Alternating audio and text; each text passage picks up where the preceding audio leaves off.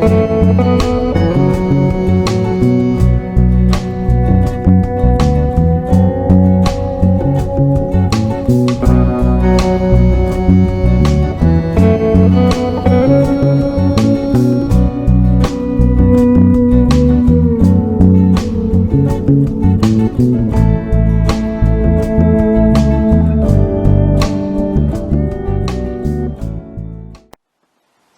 everyone, and welcome to the Prince Magnum channel, where hot rodding and romance do coexist.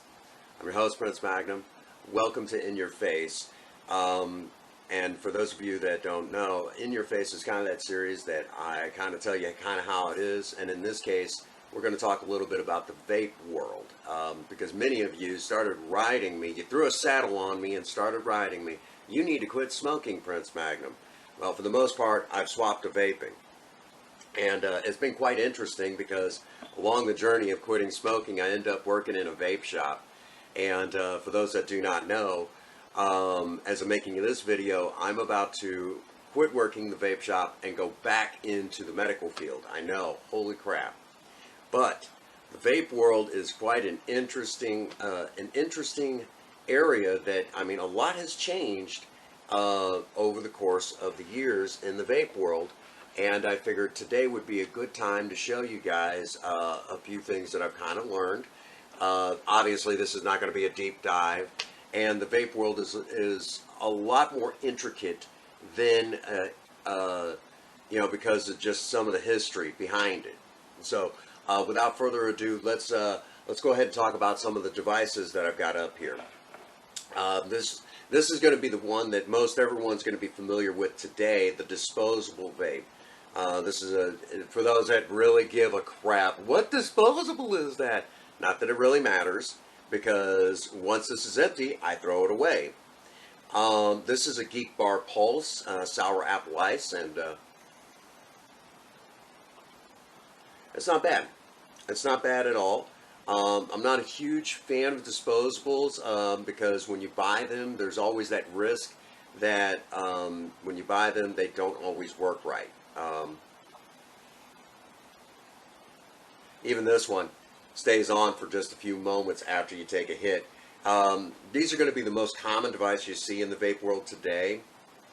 Why, I don't know. To be absolutely honest with you, they're a waste of money, to be honest with you. Because when this runs out, I mean, there's no way to refill it, and you just throw it away. It's complete trash to me.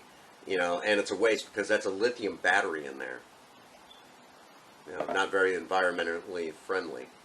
And this one is my Saltnik device. Now, really quick, for those that don't know, with the world of Saltnik, you see 5% nicotine in this. Well, this is 50 milligrams of Saltnik, vape juice in there. For those that really give a crap what vape juice, it's Coastal Clouds Caramel Brulee that's in there right now. So that being said, these two are actually the same, except this one is refillable. This one is a complete waste. For this particular device, I spent right around $29 for this device, and I maybe buy a box of coils every 2 weeks, and that sort of thing. And I replace the pod itself, because the pod itself is, it'll wear out after time. I replace one every 2 months, and we just did a coil change not too long ago, and that is really nice and smooth, much better than the disposable. The flavor is just hands down much better, and I mean, economically, this is cheaper than this. It's just that some people say, this is convenient. Yeah, you'll spend the extra money for convenience. Which that brings us to a whole nother... Sometime I really should actually talk about what convenience really means nowadays. We can shorten the word. We can shorten it down to 4 letters. But anyhow, and then of course I've got some full-size box mods. Now, many of you have already been familiar with this one. This is one that I literally kind of built from spare parts and stuff. And today we're going to do a coil change on it. And while we're doing that coil change, I figured today would also be a good time to actually talk a little bit about some of the stuff that you would need to know in the vape world. Coil changes today are a whole lot simpler than they were, say, way back some years ago. And let me explain. We'll get to that device in a moment. Back, you know, in the original days of the vape world, they had these pins that were kind of cool looking. Oh yeah, that's toast. And the pins were kind of cool looking, but everything interchanged with everything. There was just some companies that were slightly better than others. And that was, if you will, that was kind of like the original vape device, if you will, generation 1. And I've narrowed this down to 5 different generations for the vape world. Okay? So we'll say that's generation 1. Now with generation 2, we started seeing the dripper mods and the guys building the devices, and you had to build your own coils and you know, different size batteries and all that other stuff. And around the time I first initially stepped foot into the vape world, the pen devices were starting to go away, and it was the guys building the competition dripper mods, which sounds kind of cool. Real quick, I'll show you this one. This is a the Vape Argus GT2. Really nice kit. 18650 battery, but it also has an adapter on the inside, so if I wanted to run a larger battery, I could. Pretty cool little device, and it's got the U-Force L tank that uses a PNP coil. We'll get to all that here in just a little bit. But all that being said, you know, take that all apart, and there we go. Now, and that would have been generation 2. Really quick, as we were beginning to see the vape world change a little bit, the first thing that comes to mind is the one day, you know, I was in there, you know, picking up vape juice and coils for my pen style mod, and I seen a guy come in and he had his hand all wrapped up. So what happened, man, is that I was at competition, and my mod went off in my hand. So basically he was running around with an unlicensed explosive that he built at home. That was generation 2. By the time we get to generation 3, we're beginning to see the RTAs, RDAs, and things like that. And mods just kind of like you see here, but it had the RTAs and RDAs on the top. And there are some people that swear this was the best time for the vape world, but you still had to build your own coils. And this kind of turned a lot of people off, and we began to see devices like these pop up because people didn't want to build coils. They didn't want to mess with that stuff anymore. And not that I blame them. And we started to see companies like, well, this is made by Freemax, but we started seeing the real crappy Smock Novo 2s and Nords start popping up for Saltnik devices, and it had all to do with, you know, the answer to these. Again, these are going to be the more popular one, the disposables, but because of those rebuildable coils, like in the RTAs and RDAs, that's kind of where, you know, we're beginning to slowly see the death of the box mod because of the RTAs and RDA world and the dripper mods. So, in essence, what some people will say was the best time for the vape world actually did more harm than good.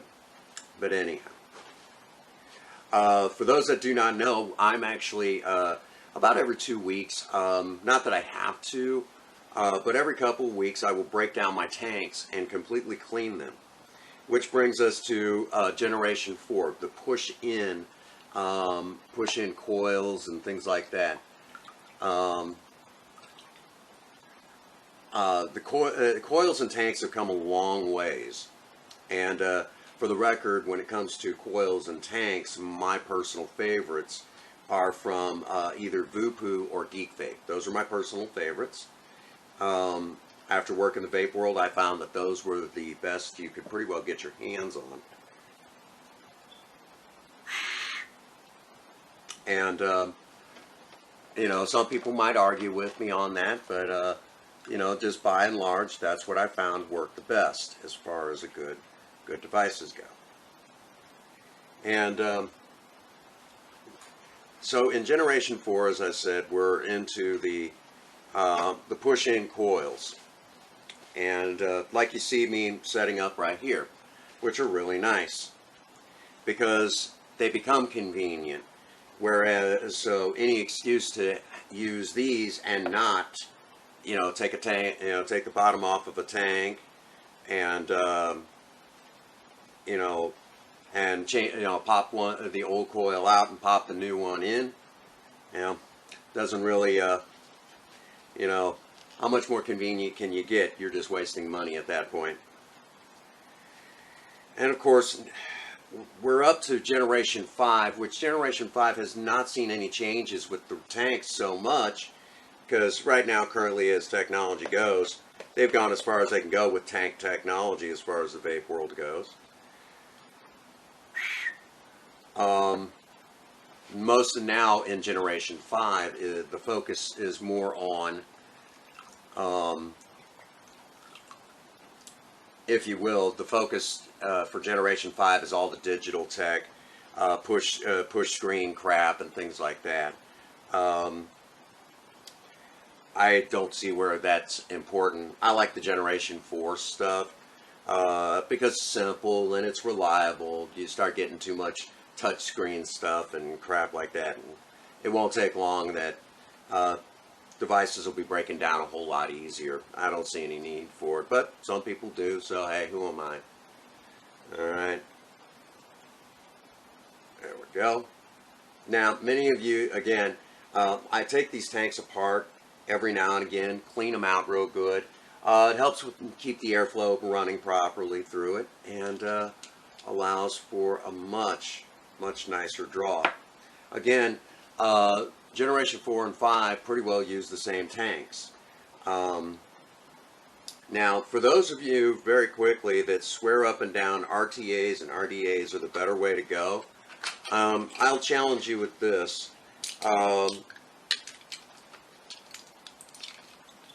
If that's the case, what you insisted on has killed the vape world. As I'm leaving the vape world right now, we're selling more of these than the supplies for box mods and things like that. So in essence, what you've actually done for your insistence upon keeping, you know, RTAs and RDAs and crap like that going, what you've actually done is killed the vape world. And then we won't even talk about the fact that that how easy it is to counterfeit a lot of these vapes, and how Chinese companies are cutting them with fentanyl and cleaning chemicals. So in essence, you guys are, you know, quit hanging on to a world that was actually causing us more harm than good. All right. Now, really quick, for those that don't know, I guess I should have showed you. Yeah, these are different. This is a B series Zeus tank, and I'm going to be upping the wattage on it. But really quick, that's the coil for it. Okay, just taking. So for those of you that say, "Oh, it is so hard," you know, I don't want to mess with the coils.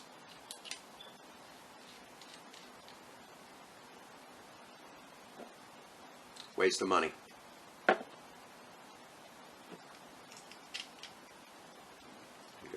And I'm upping the wattage on this bad boy.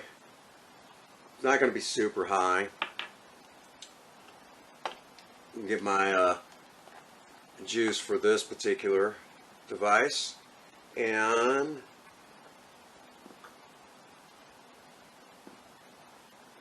I always find that if I'm filling in on one side, I tip it just a little bit, and I get a good fill that way.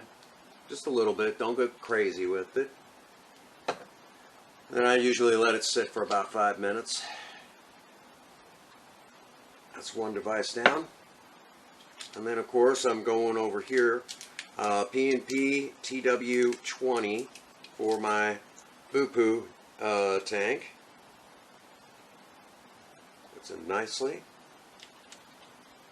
P&P coils are nice because, I mean, you can do so many things with P&P, or TPP for that matter, in Vape devices. That line. Quite a nice little device, isn't it? Just acquired this.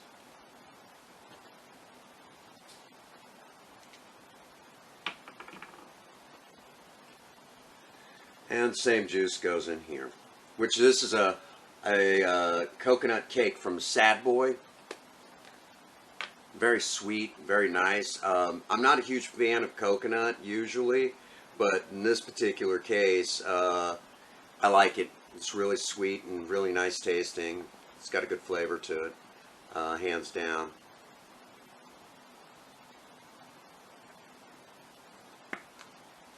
And for those that are asking, this is a 6 milligram.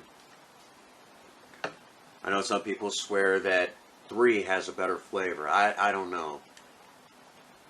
I don't think it makes that much of a difference at that point. Alright, so we let these usually sit for a couple minutes, and then we'll go ahead and get the settings on them and everything. And again, really quick, I mean, let me show you the old coils here. Literally the waste, if you want to compare, this is the waste on one of my old coils, okay? Even if I just changed one coil. Lithium battery, all the other stuff. See the difference? So, again, you know, if you're trying to be environmentally friendly, you want to try to, you know, save money, this is still the way to go. Or even this. I mean, really. Go. Or you can even be like me and put together one. Kind of Frankenstein one. Okay? Alright, we're going to go ahead and crank up the first one and see. I've got a 25 to 35 watt. Because the B series tanks don't use a whole lot of power. Well, don't require a whole lot of power. I find right around 31 is usually the sweet spot on most of these coils. It's not all the way cranked up to 35, and I mean, you can go a little bit lower, but you know, this is a 75 watt device. You really don't need much more than that. So really quick, we've got the airflow wide open, and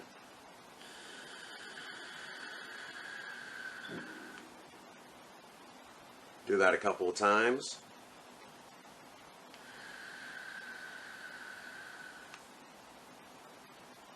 And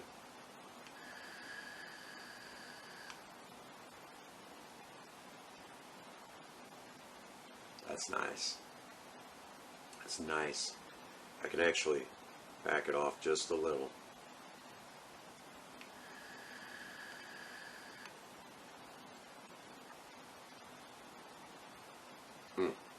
30 watts is the nice sweet spot for that particular tank. Alright. Let's go ahead and do our Vape device. 5 clicks on, 5 clicks off. Okay. We flip the switch, and it says max 55. I'm going to take it down to, I'm thinking about 45. 45 should be a good round number. The particular coils I got,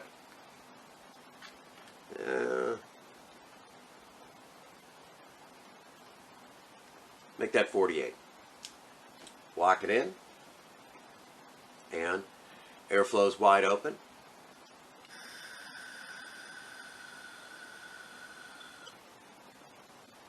One.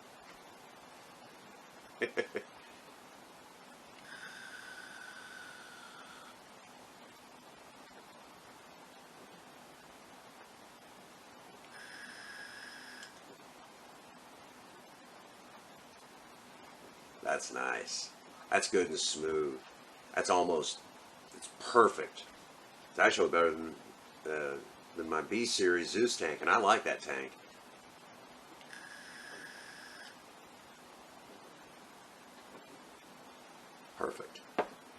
The flavor, second to none. And again, I mean, you know, whatever flavor you get, I mean, just so much better. So I wanted to show you guys this, you know, because I do like my box mods and I do like my salt neck mods. And I've become quite the flavor chaser while being in the vape world for a while. But, you know, it's time for me to go back to the medical field. But as I go back, you know, I'm going back with a lot more knowledge than I could have ever anticipated.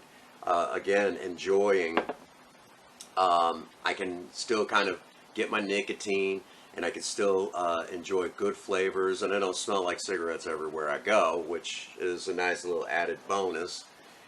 And I figured I'd go ahead and show you guys this, you know, just some cool, you know, cool stuff that you guys can do in the vape world and kind of break up some myths. Again, I know some of you who prefer the RTAs and RDAs. Just bear in mind, I'm not coming at you guys hard with this saying that, you know, it's time to move on. I get it. You're looking at a guy who likes carbureted, you know, carbureted vehicles. But at the same time, you know, I come at you guys helping you with the understanding that we had to move on beyond that, because quitting smoking should be for anyone who wants to quit smoking, which is exactly what we've just showed right here today. So for those of you that still do prefer the RTAs and RDAs, there are websites out there that still offer the supplies, and ironically enough, they you know, they'll still sell to you and that sort of thing. Maybe in another video we'll talk about some things that you need to know going into a vape shop for the very first time. So beyond that scope, get on over to Teespring, get yourself some Prince Magnum channel merchandise, you know, and all the proceeds go back into the project cars. Along with that, if you you know, are interested in supporting the channel, maybe you got too much stuff like we do right now here in the apartment. Yeah, there's a serious clean out going right now.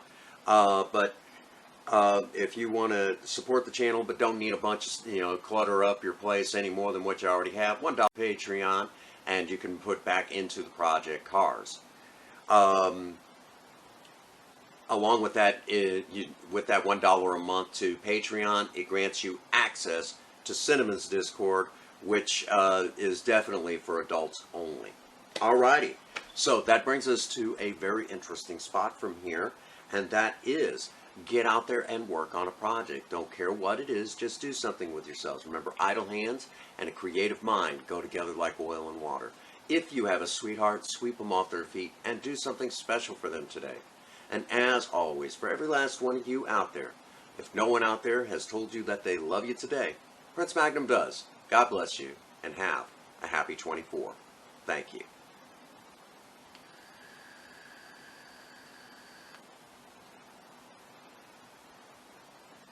That's nice.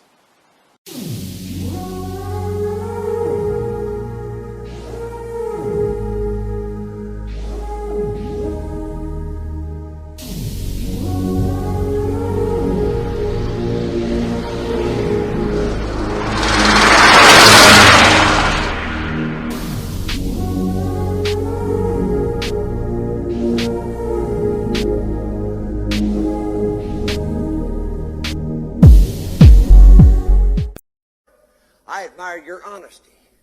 Hell, I like you. You can come over to my house and fuck my sister.